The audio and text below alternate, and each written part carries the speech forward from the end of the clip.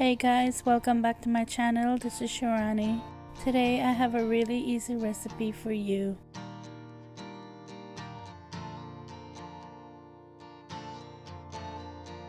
So the beauty of simple syrup is that it's so simple to make that it requires only 2 ingredients in equal portions: sugar and water.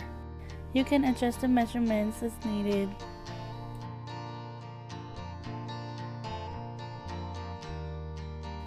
All you have to do is give it a stir until it dissolves, then let that come to a rolling boil for like a minute or so, and then remove it from the heat.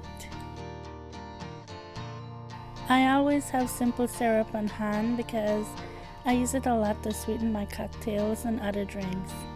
Most of you who knows me knows that I'm a cocktail kind of girl, so you know, I'm always making something.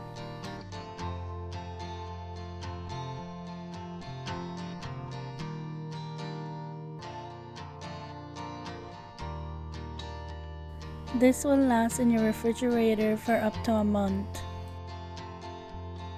As always, thanks for watching and don't forget to subscribe. Bye!